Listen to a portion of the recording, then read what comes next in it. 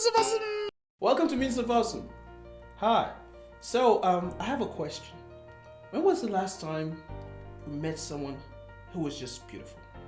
I'm talking about someone that was just so gorgeous that you go, oh my God, that's beautiful. So beautiful. Someone that was just so beautiful, it blows your mind. You're like, what? Why, Lord? Why do you make people like this? Why? Okay, think about that. Now, I'm going to tell you a little bit about, a story about myself when I was younger. And this is true. This is all true. This is real story. I'm not making this up. I'm not making this up for a video, so this is real stuff.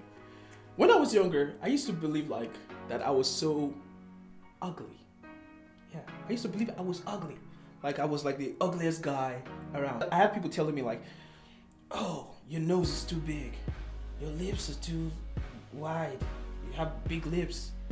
So because of that, when I was alone, I would try to reduce my nose, try to straighten my nose and bend my lips, hoping that, if I do it over time, I would reduce my nose and my lips. It got so bad that I used to tell myself when I got older, I would have plastic surgery to change these parts of my face. Now, when you fast forward 15 years later, that has completely changed. So the question comes, what has changed from that time to now? And I'll tell you, it's just one simple thing. It's a simple mindset change. And I'll tell you, but before I get to that, I want you to realize something. A couple of episodes ago, we talked about how culturally, beauty is defined differently. For example, you have parts of the world wherein someone having a big butt is seen as beautiful. Other parts of the world wherein that is completely disgusting. You have parts of the world wherein someone having a huge chest is great.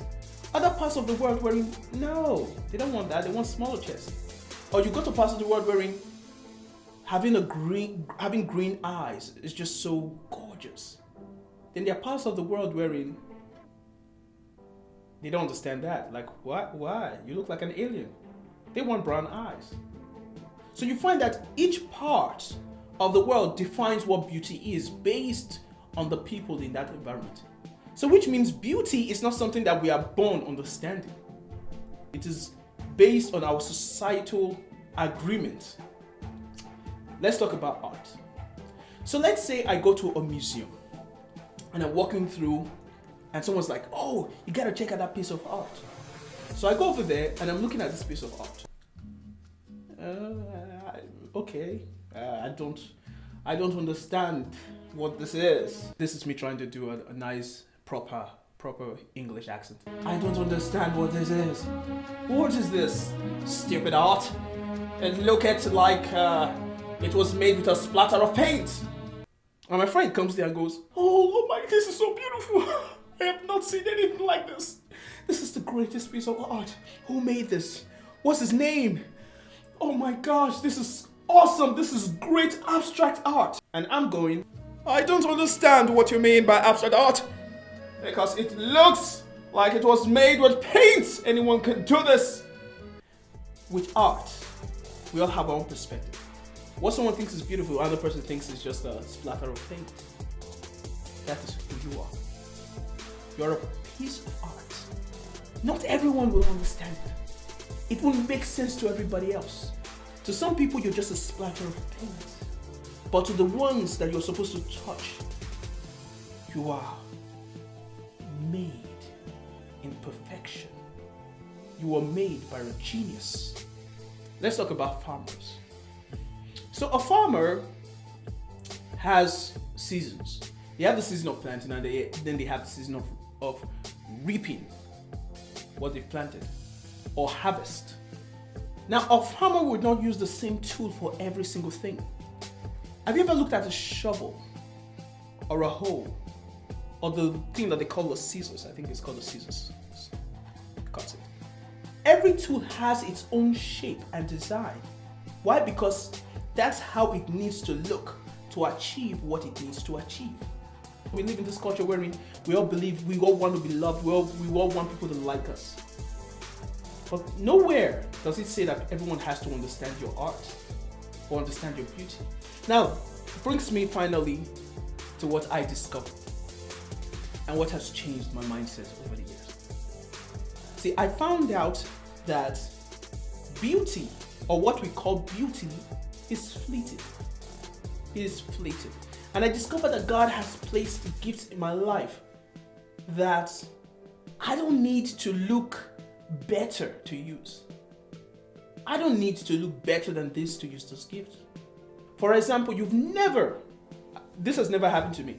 I've never been in a history class and the professor comes out to the class and goes, "Today we're going to discuss the 20 most beautiful people in history." Because it just would not make sense. No professor would do that. No serious professor would do that. Because it does not matter how people looked. All that matters is what they were able to accomplish. I have never once spoken to anyone about Jesus Christ and they go,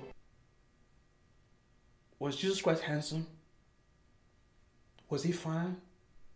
Because you see, if I'm going to give my life, I'm only going to give it to a fine man. I can't describe Jesus. The Bible didn't describe him. It didn't tell me he was fine. So you find out that all that doesn't matter. So the way God has made you is the way you need to be. You don't need any more things. And you must understand that not everyone will understand your beauty. Not everyone will understand it. But God has deposited something in your life that can change your environment. You might be blind in one eye. You might be crippled. You might not be able to speak well. You might slur your words. You might have half of your face deformed. You might find yourself in places wherein you have spots all over your skin. Discoloration of skin. So many things that others think are not beautiful. I want you to understand that you are beautiful.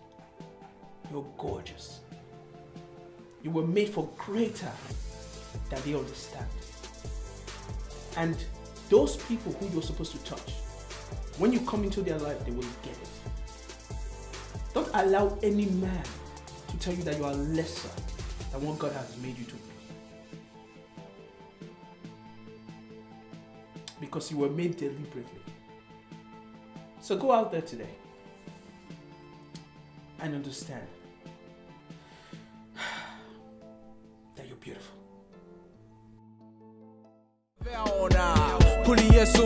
Potential.